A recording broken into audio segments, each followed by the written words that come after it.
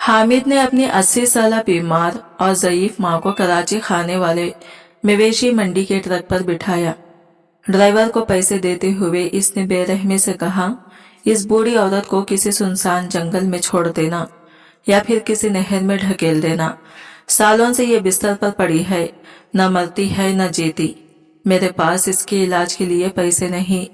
यह कहते हुए इसने ड्राइवर की जेब में 10,000 रुपये डाले और बार बार ताकीद की, देखो ऐसा ना हो कि तुम्हें इस पर तरस आ जाए और वापसी पर इसे साथ ले आओ। ड्राइवर ने हामिद को तसल्ली दी और इसकी माँ को जानवरों के साथ मजबूती से बांध दिया ताकि वो हरकत न कर सके। सफर शुरू हुआ। रास्ते में ट्रक 200 किलोमीटर आगे बढ़ चुका था।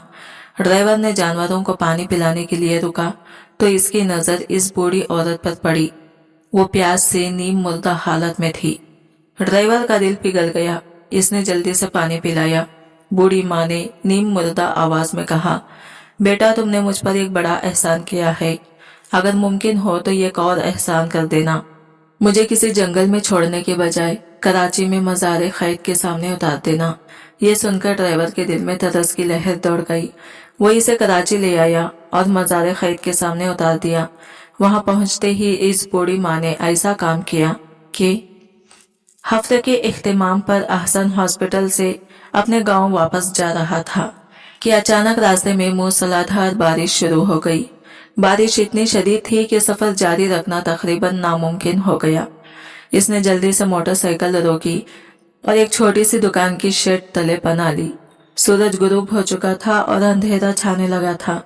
अहसन जानता था कि इस वीरान रास्ते पर रात के वक्त सफर करना कितना खतरनाक है। इससे पहले कई वारदातें हो चुकी थी जिनमें मुसाफिरों से मोबाइल फोन और मोटरसाइकिल छीनी गई थी। इन हालात से इसका वालिद नदीम साहिब भी वाकिफ था, इसलिए उन्होंने फौरन अहसन को फोन करके कहा, बेटा आज गांव मत आओ, शहर ही में रात गुजार लो, वहां रहना ज्यादा महफूज है। अहसन ने झुझकते हुए जवाब दिया, बाबा इस शहर में तो मुझे कोई नहीं जानता, मैं कहाँ जाऊंगा। नदीम साहिब ने इत्मीनान से कहा, फिक्र ना करो, मेरा पुराना दोस्त कामरान वही रहता है, मैं इससे बात करता हूँ। उन्होंने फौरन कामरान को कॉल की और कहा, कामरान मेरा बेटा तुम्हारे घर के करीब बस स्टॉप पर है, जरा जाकर इसे ले आओ। थोड़ा झिझक रहा है, इसलिए बेहतर है तुम खुद इसे रिसीव कर लो। कामरान ने अहसन को बस स्टॉप से रिसीव किया और अपने घर ले आया। अहसन ने इस रात कामरान की बैठक में क़याम किया। सब कुछ ठीक लग रहा था, लेकिन रात के तकरीबन 12:30 बजे अचानक एक अजीब आवाज ने इसे चौंका दिया। वो किसी औरत की दबी दबी सुसुकियां थी। अहसन चौंक गया। इसने कान लगाया। आवाज बिल्कुल करीब से आ रही थी। दिल की धड़कन तेज होने लगी। वो धीरे धीरे उठा और बैठक का दरवाजा आहिस्ता से खोला। बाहर निकलकर देखा तो आसमान पर बादल छाए हुए थे और हवा भी सर्दी खुल चुकी थी। आवाज साथ वाले घर की दीवार के पीछे से आ रही थी। अहसन ने खिड़की के करीब जाकर कान लगाया। साफ सुनाई दे रहा था।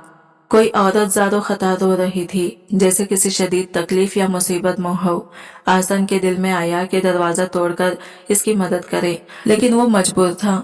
एक तो ये शहर इसके लिए बिल्कुल नया था, दूसरा कामरान के घर का मेन गेट ताला लगा हुआ था। वो परेशानी में गम सोच रहा था कि अचानक दरवाजा अंदर से बंद था। अहसन ने एक लम्हे को सोचा कि किसी तरह अंदर जाकर देखे, मगर बगैर इजाजत के घर में घुसना मुमकिन नहीं था। बेचैनी से दिल बोझल हो गया। आखिर वो आहिस्ता आहिस्ता वापस अपनी जगह लौटा और बिस्तर पर लेट गया, मगर नींद कहाँ आनी थी। वो आवाज इसके कानों में गूंजती रही, मगर थकन के बायस किसी वक्त वो सो गया। सुबह हुई तो अहसन ने नाश्ता करते वक्त कामरान से ये बात शेयर की। इसने मुस्कुराकर कहा, बेटा तुम्हें गलत फहमी हुई होगी, ऐसा कुछ नहीं। साथ वाले घर में 2 बहन भाई रहते हैं। भाई का नाम नासिर अली है और इसकी बहन का नाम अफशा है। नासिर की बेटी बीमार है, शायद रात को वही तकलीफ में रो रही होगी। बच्ची की पैरों पर छाले निकल आए हैं, ना स्कूल जा सकती है और ना घर में चल सकती है। अहसन ने खामोशी से सर हिलाया, लेकिन दिल अभी भी मुतमईन नहीं था। इसने नाश्ते के बाद गाँव जाने की तैयारी की। रास्ते भर वो इसी बारे में सोचता रहा, ये मेरी गलत फहमी कैसे हो सकती है। आवाज किसी बच्ची की नहीं थी, वो तो किसी बड़ी औरत की सुसुकियां लग रही थी। अगले दिन इलाके में बिजली का मीटर रीडिंग लेने वापिट का मुलाजिम आया। इसका नाम सरफराज था। वो जब नासिर के घर के करीब पहुंचा तो ठटक गया और अंदर से दबी दबी रोने की आवाजें आ रही थी, बिल्कुल इसी तरह जैसे अहसन ने सुनी थी। सरफराज के दिल में खटक हुई। इसने खिड़की के करीब जाकर गौर से कान लगाया। आवाज वाजा थी। इसने झिझकते हुए दरवाजे पर दस्तक दी। कुछ लम्हों बाद दरवाजा खुला। नासिर बाहर आया और भवें चढ़ाते हुए बोला, खैरियत, दस्तक क्यों दी? सरफराज ने कहा, भाई मैं वापिडा से हूँ, रीडिंग लेने आया था, मगर आपके घर से रोने की आवाज सुनाई दी। मैं परेशान हो गया। सब खैरियत तो है? घर में कोई बीमार है क्या? यह सुनते ही नासिर का चेहरा सुर्ख हो गया। वो गुस्से से बोला, अरे भाई, तुम्हारा दिमाग तो ठीक है। जिस काम के लिए आए हो वो करो और फजूल बातों में ना पड़ो। सरफराज ने खामोशी से मीटर रीडिंग ली और चुपचाप वापस हो गया, लेकिन इसके दिल में भी शक बैठ गया। नासिर ने गुस्से से दरवाजा बंद करते हुए कहा, बस यहाँ से फौरन निकल जाओ। पता नहीं कहाँ कहाँ से लोग आ जाते हैं शक पैदा करने। दफा हो जाओ वरना पुलिस को कॉल कर दूंगा। सरफराज ने नासिर के तेवर देखकर हाथ जोड़ दिए और बोला, भाई नाराज ना हो, अगर मेरी बात बुरी लगी तो मैं माजरत चाहता हूँ। बस एक और बात, पिछले महीने का बिजली का बिल अभी तक अदा नहीं हुआ। इस महीने के आखिर तक बिल जमा करा देना, वरना कनेक्शन काट दिया जाएगा। यह कहकर सरफराज वहां से वापस तो लौट आया, मगर इसके दिल में यह बात काटने की तरह चुप गई। यह आदमी इतना गुस्सा क्यों हुआ? आखिर कुछ ना कुछ तो गड़बड़ है। इसने सीधा पुलिस स्टेशन जाने का फैसला किया। थाने पहुंचकर इसने ड्यूटी ऑफिसर को सारी तफसील बताई। थानेदार ने हंसते हुए कहा, यार, तुम्हें जरूर कोई गलतफहमी हुई है। अगर ऐसा कुछ होता तो मोहल्ले में से कोई ना कोई तो शिकायत करता, लेकिन अब तक किसी ने ऐसी बात नहीं की। और तुम्हें पता नहीं कहां से इल्हाम हुआ कि नासिर ने किसी को कैद कर रखा है। सरफराज ने जिद करते हुए कहा, सर, मैं गलत नहीं कह रहा। इसने किसी औरत को घर में कैद किया है, जरूर किसी को अगवा किया हुआ है। आवाज बिल्कुल साफ थी और वो किसी छोटी बच्ची की आवाज नहीं थी, बल्कि एक बड़ी औरत की आवाज थी। ये सुनकर थानेदार के तेवर बदल गए। इसने संजीदा लहजे में कहा, देखो सरफराज, तुम वापिडा की मुलाजिम हो, अपना काम करो, बेवजह तमाशा मत बनाओ। नाम शरीफ आदमी है, अपनी दुकान पर दिन भर काम करता है, शाम को घर आता है। इसकी बेटी बीमार रहती है, शायद तुमने इसी की आवाज सुन ली हो। मगर सरफराज ने कहा, नहीं सर, यकीन करें, वो आवाज किसी बच्ची की नहीं थी। थानेदार ने इसे घूरते हुए कहा, बस बहुत हुआ, आप जाओ और अपने काम से काम रखो। सरफराज थाने से बाहर निकल आया, मगर इसके दिल में यह फैसला पुख्ता हो चुका था कि वो सच्चाई जरूर सामने लाएगा। थानेदार ने सरफराज को घूरते हुए कहा, देखो भाई, तुम्हारा ताल्लुक इस शहर से नहीं है। अगर ऐसी कोई बात होती जैसे तुम कह रहे हो तो शहर का कोई आदमी, कोई हमसाया मेरे पास आता और नासिर की शिकायत करता, मुझे बताता कि वो दुकानदारी के साथ अगवा बराए ताउन भी करता है। सरफराज ने जल्दी से कहा, सर, मेरा ये मकसद हरगिज नहीं था। मगर थानेदार ने इसे रोक दिया और सख्त लहजे में बोला, बस करो, मेरा वक्त जाया मत करो। पहले ही मेरी जिंदगी जहन्नम बनी हुई है और ऊपर से तुम मुझे फजूल बातों में उलझा रहे हो। सरफराज का दिल टूट गया। वो खामोशी से थाने से बाहर आ गया। बाहर निकलकर वो शदीद परेशान था। अब मैं क्या करूं? पुलिस को यकीन नहीं आ रहा, लेकिन मैं इन आवाजों को कैसे भूल जाऊं? वो आवाजें जो अहसन ने भी सुनी थी अब सरफराज के दिल में हथौड़े की तरह बज रही थी। क्या वाकई वहां कोई औरत कैद है या मैं गलत सोच रहा हूँ? आखिरकार बेबसी में वो एक मस्जिद में दाखिल हुआ। वहां इमाम मस्जिद नमाज के बाद बैठे थे। सरफराज इनके पास गया और झिझकते हुए बोला, इमाम साहब, एक सवाल है। अगर कोई किसी मजबूर इंसान की मदद करना चाहे तो इसका क्या अजर है? इमाम साहब ने नरम लहजे में कहा, बेटा, ये एक अजीम नेकी है, इसका अजर बेशुमार है, लेकिन तुम ये क्यों पूछ रहे हो? सरफराज ने गहरा सांस लिया और आहिस्ता आवाज में कहा, इमाम साहब, मैं कल इस मोहल्ले में एक घर का मीटर चेक करने गया था। वहां खिड़की के पास से गुजरा तो अंदर से ऐसी आवाजें सुनी। आवाज में इतना दर्द था जैसे कोई औरत सख्त अजियत में हो।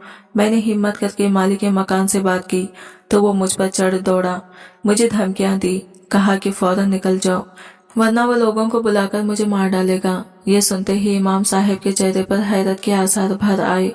वो धीरे से बोले, ये बात तुम नसीर अली के घर के बाहर में कर रहे हो ना? सरफराज ने इस बात में सर हिला दिया। दिल की धड़कन तेज हो गई। इमाम साहब कुछ लम्हे खामोश रहे, जैसे सोच रहे हो। फिर उन्होंने आहिस्ता से कहा, तुम्हें नहीं मालूम, ये मामला जितना तुम सोच रहे हो उससे कहीं ज्यादा खतरनाक है। सरफराज ने इस बात में सर हिलाते हुए कहा, जी इमाम साहब, मैं इसी घर के बाहर खड़ा था। इमाम साहब ने संजीदगी से जवाब दिया, यह तो वाकई अजीब बात है। मुमकिन है तुम्हें गलतफहमी हुई हो, लेकिन इसकी तस्दीक जरूरी है। अगर तुम्हारी बात दुरुस्त निकली तो मैं वादा करता हूँ कि तुम्हारा साथ दूंगा। उन्होंने कहा, ईशान तक तुम मेरे मेहमान हो। आज रात तुम मेरे साथ खाना खाओ, फिर रात के किसी पहर हम इस गली में चलेंगे, देखते हैं असल हकीकत क्या है। वैसे मुझे यकीन है कि तुम गलत हो, लेकिन फिर भी यकीन दिखाने में क्या हर्ज है। रात के तकरीबन 12:30 बजे इमाम साहब और सरफराज दोनों मोहल्ले के अंधेरी गलियों में खामोशी से चलते हुए नासिर के घर के करीब पहुंचे। फिजा सुनसान थी। कभी कभार किसी कुत्ते की भौंकने की आवाज खामोशी को तोड़ देती। इमाम साहब ने एहतमाम से आगे बढ़कर खिड़की के करीब कान लगाया। अंदर से कोई आवाज नहीं थी, मुकम्मल खामोशी। वो दोनों कुछ लम्हे रुके रहे, फिर आहिस्ता आहिस्ता वॉक करते हुए आगे बढ़ गए। तकरीबन आधा किलोमीटर आगे जाकर इमाम साहब ने सरफराज से कहा, देखा, मैंने कहा था तुम्हें गलतफहमी हुई है। वापसी पर भी उन्होंने दोबारा खिड़की के करीब कान लगाया, मगर नतीजा वही, मुकम्मल खामोशी। इमाम साहब ने नरमी से कहा, बेटा मैं समझता हूँ तुम नेक नेत हो, लेकिन तुम गलत हो। इस घर में सब खैरियत है। सरफराज का दिल डूब गया।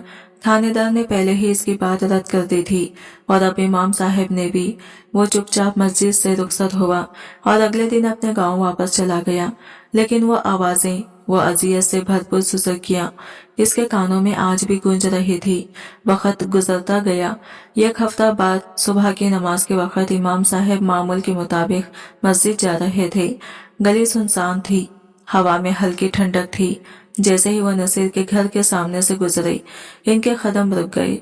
अंदर से आ रही थी एक दिल दहला देने वाली आवाज, एक औरत जो किसी बड़े दर्द में करा रही थी। ये आवाज किसी बच्ची की नहीं थी, ये एक जवान या दरमियानी उम्र की औरत थी, और इसकी तकलीफ की शिद्दत इमाम साहब के रोंगटे खड़े करने के लिए काफी थी। इमाम साहब चंद लम्हे पत्थर की तरह खड़े रहे। इनका दिल तेजी से धड़कने लगा। सरफराज, तुम सच कह रहे थे, इमाम साहब ने सोचते हुए कहा। यह कौन थी? कैसी अजियत में करा रही थी?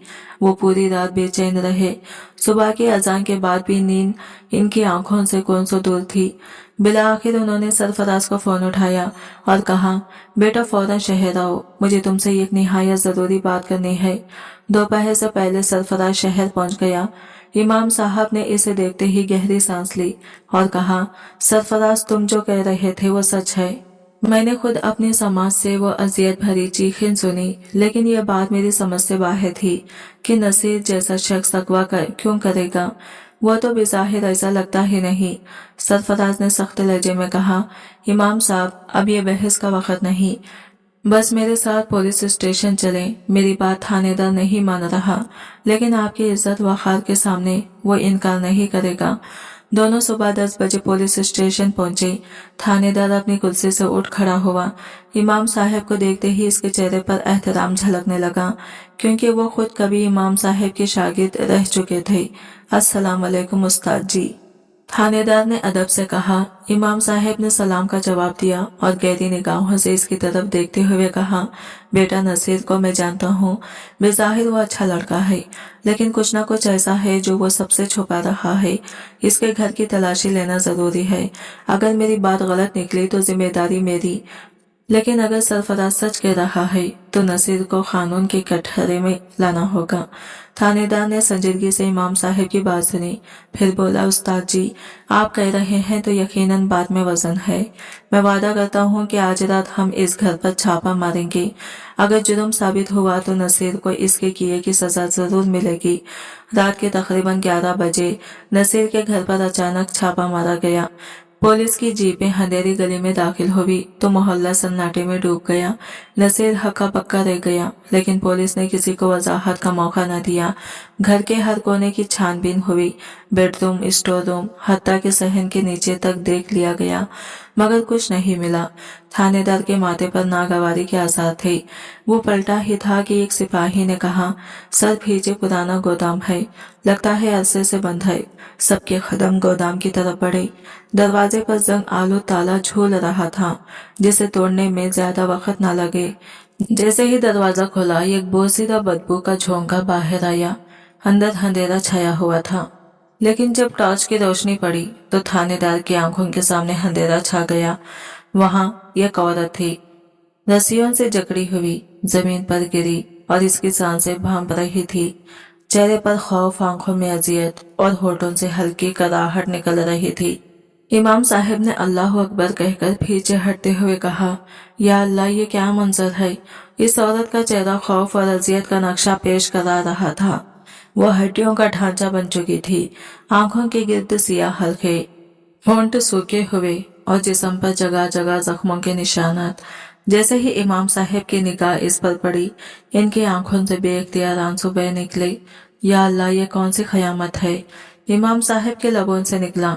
इस औरत को देखकर कोई भी पहचान न पाया। मोहल्ले वाले भी हैरान रह गए। वो सब एक दूसरे की तरफ देख रहे थे, शर्मसार, खामोश, क्योंकि अब हकीकत खुल चुकी थी। ये औरत नसरीन बीवी थी, वही औरत जिसके बारे में नसीर और इसकी बहन अफशा ने सबसे झूठ बोला था कि वो घर छोड़कर जा चुकी है। उन्होंने गली गली ये बात मशहूर की थी, हमारी माँ नाराज होकर हमें छोड़ गई है, हम इसे ढूंढ रहे हैं। लेकिन हकीकत इस झूठ से कहीं ज्यादा भयानक थी। नसरीन बीबी इनकी सौतेली माँ थी, ये तो सब जानते थे, और ये भी जानते थे कि नसीर और अफशा ने अपनी सौतेली माँ से नफरत थी, मगर कोई सोच भी नहीं सकता था कि वो इस नफरत में इतनी पस्ती में गिर जाएंगे कि अपनी माँ जैसी औरत को इस हाल तक पहुंचा देंगे। इमाम साहब का सबर जवाब दे गया। उन्होंने नसीर को गिरेबान से पकड़कर झिंझोड़ा और गरजदार आवाज में कहा, बदबख्त, ये क्या किया तुमने। अगर वो तुम्हारी सगी माँ नहीं थी तो कम से कम तुम्हारे बाप की बीवी तो थी। ये एक औरत थी, बेबस औरत, और इस पर ऐसा जुल्म करने से तुम्हें जरा भी शर्म नहीं आई। इमाम साहब की आवाज कांप रही थी। इनकी आंखों से आंसू रुकने का नाम नहीं ले रहे थे। वो फिर चीखे, तुम्हें खुदा का खौफ नहीं आया, जबकि तुम्हारी अपनी बच्ची बीमार है, 3 महीने हो गए, वो चल भी नहीं सकती, इसके पैरों में जख्म है, फिर भी तुमने रहम ना खाया। पुलिस ने फौरी नसीर और इसकी बहन अफशा को गिरफ्तार कर लिया। नसीर की बीवी खालिदा इस वक्त अपने मैके में थी, मगर दोनों के बच्चे घर पर अकेले थे। इमाम साहब ने अपनी बीवी को बुलाया, बच्चों को प्यार से थामा और कहा, ये मासूम है, इनका कोई कसूर नहीं, इन्हें अपने साथ ले जाओ। पूरे मोहल्ले में खौफ और हिरास फैल गया। लोग एक दूसरे से कह रहे थे, हमने नसीर को शरीफ समझा, मगर ये आदमी तो शैतान निकला। मोहल्ले में हर चेहरा हैरत और गम का आईना था। किसी के वहमो गुमान में भी न था कि नफरत और लालच इंसान को इस हद तक अंधा कर सकती है। अफशा और इसके भाई ने नसीर ने ऐसा कदम उठाया कि पूरे मोहल्ले को हिलाकर रख दिया। किसी ने ख्वाब में भी ना सोचा था कि ये दोनों इतने संगदिल निकलेंगे। उन्होंने मोहल्ले में ये बात मशहूर कर दी थी कि इनकी सौतेली माँ घर छोड़कर जा चुकी है। लोगों का यकीन पक्का करने के लिए ये दोनों कई दिन तक मुख्तलिफ मज़ारात, रेलवे स्टेशन और फुटपाथों पर माँ को ढूंढने का ड्रामा करते रहे। मोहल्ले वाले भी इनके साथ हमदर्दी जताते रहे, मगर हकीकत सबसे छुपी रही। किसी के वहमो गुमान में भी न था कि ये दोनों इस हद तक जालिम हो सकते हैं। कुछ ही दिनों बाद इनका मकरूर राज खुल गया और दोनों को पुलिस ने गिरफ्तार कर लिया। जेल में कई माह गुजारने पड़े। इस दौरान इनसे मिलने वाला कोई न था, ना रिश्तेदार, ना कोई मोहल्लेदार, जैसे सब इनसे मुंह मोड़ चुके हों। जब वो सजा पूरी करके जेल से वापस आए तो हालात और भी संगीन हो गए। मोहल्ले वालों ने इनसे मुकम्मल बाइकआउट कर दिया। कोई इनके घर नहीं आता, ना सलाम करता, ना बातचीत। यह समाजी बाइकाट इनकी जिंदगी में जहर बन गया। नसीर की करियाना की दुकान, जो पहले ग्राहकों से भरी रहती थी, अब सुनसान हो गई। लोग जानबूझकर इसकी दुकान से चीजें नहीं खरीदते। दिन ब दिन ग्राहक कम होते गए और सेल गिरने लगे। एक दिन नसीर शाम को दुकान बंद करके घर आया। इसके चेहरे पर गुस्सा और मायूसी साफ झलक रही थी। जैसे ही घर के अंदर दाखिल हुआ, इसने अपनी बहन अफशान को पुकारा। ये सब तुम्हारे मशवरे थे, तुमने ही मुझे उकसाया था, कहा था ये औरत हमारे लिए मुसीबत है, इससे जान छुड़वाओ। अब देख लो अंजाम। मोहल्ला हमें नफरत की निगाह से देखता है। मेरी दुकान पर ग्राहक आना छोड़ चुके हैं। नुकसान हम दोनों का हुआ है, मगर जिम्मेदार तुम हो। अफशाह ने भाई की बात सुनकर तंजिया मुस्कुराहट दी और जवाब दिया, वाह नसीर भाई, सारी नेकियां आपकी और गुनाह मुझ पर। इंसाफ तो ये नहीं कि सारा इल्जाम मेरे सर डाल दें। अपने दिल पर हाथ रखकर बताएं, आप कितनी नफरत करते थे नसरीन बीबी से। जब से वो हमारे घर में आई, आपने कभी इससे इज्जत से बात की? कभी नहीं। ये नफरत सिर्फ मेरी नहीं थी, हम दोनों के दिल में थी। नसीर ने गुस्से से कहा, हाँ नफरत थी, मगर मैं इतना बड़ा कदम अकेला कभी ना उठाता। तुमने बार बार कहा कि अगर ये औरत जिंदा रही तो हमारा चैन खत्म हो जाएगा। तुम्हारे लफ्ज मेरे कानों में जहर बन गए। अफशाह ने फौरन जवाब दिया, और आप फरिश्ता थे, खामोश रहते तो आज ये सब ना होता। मगर अब जब नुकसान हुआ, सबका इल्जाम मुझ पर डाल रहे हैं। ये इंसाफ नहीं है भाई। दोनों की तलब गुफ्तगू जारी थी कि अचानक दरवाजे पर जोर से दस्तक हुई। दस्तक की आवाज में एक अजब रौब था। नसीर और अफशाह ने चौंक कर एक दूसरे की तरफ देखा। नसीर ने दबे लफ्जों में कहा, यह कौन हो सकता है? अफशाह ने दिल में खौफ महसूस किया। नसीर ने दरवाजा खोला तो सामने इमाम मस्जिद खड़े थे। इनके चेहरे पर गुस्सा और नफरत की झलक साफ नजर आ रही थी। नसीर ने दरवाजा खोला तो सामने इमाम मस्जिद खड़े थे। इनकी आंखों में आंसू और चेहरे पर शदीद गुस्सा झलक रहा था। नसीर कुछ बोलने ही वाला था कि मौलाना साहब की आवाज गरज उठी, नसीर, तूने ये क्या कर डाला? जरा सी भी शर्म नहीं आती तुझे? मैंने तुझे पढ़ाया, तुझे कुरान सिखाया, तुझे दीन की राहें दिखाई, और आज मेरा शागिर्द ये काम करेगा, ये मैंने कभी सोचा भी नहीं था। मौलाना साहब के लहजे में दर्द और मायूसी साफ थी। उन्होंने लरजती आवाज में कहा, मेरे जितने शागिर्द हैं, इन सब में सबसे नालायक तो निकला। ये धब्बा मैं सारी जिंदगी अपने दिल से नहीं मिटा पाऊंगा। नसीर, तूने मेरा इस सर झुका दिया। ये कहते हुए मौलाना साहब पलटने लगे। नसीर घबराकर इनके पीछे लपका, दोनों हाथ जोड़कर बोला, मौलाना साहब, मेरी बात तो सुने। ये सब वो नहीं जो आप समझ रहे हैं। मगर मौलाना साहिब ने एक लम्हे के लिए भी नहीं सुना। जाते हुए बस एक जुमला कहा जो नसीर के दिल को छलनी कर दिया, आइंदा मुझसे बात मत करना। तू मेरे पीछे बाजमात नमाज पढ़ता है, मैं तुझे रोक तो नहीं सकता, मगर ये अफसोस हमेशा रहेगा कि मस्जिद की नमाज ने तेरा दिल नरम ना किया, तेरा दिल पत्थर ही रहा।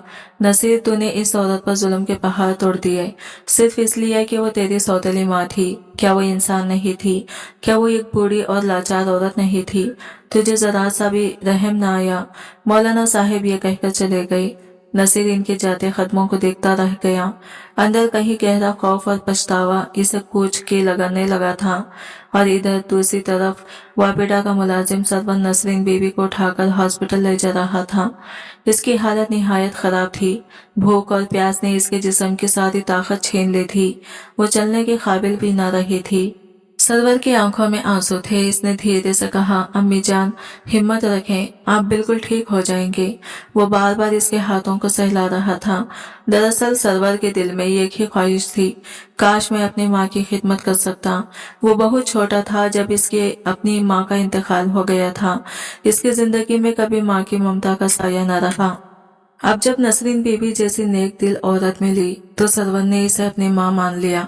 वो चाहता था कि इसकी खिदमत करें, इसके दुख दर्द का मदावा करें, मगर किस्मत ने जैसे इसकी ये ख्वाहिश भी तोड़ दी थी।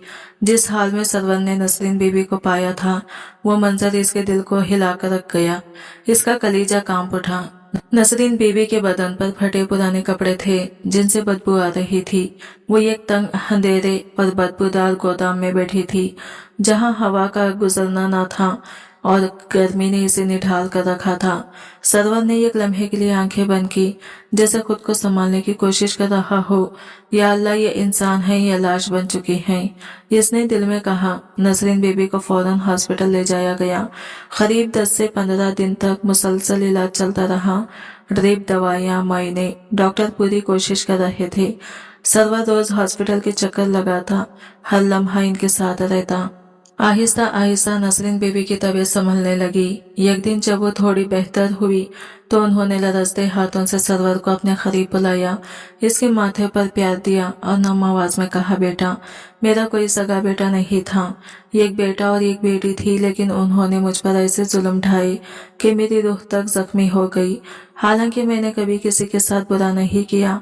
ये कहते कहते वो रो पड़ी। फिर आहिस्ता से बोली, बेटा, मेरा एक एहसान कर दे, मुझे किसी लावारिसों के इदारे में छोड़ दे या फिर किसी मजार के एहताते में बिठा दे।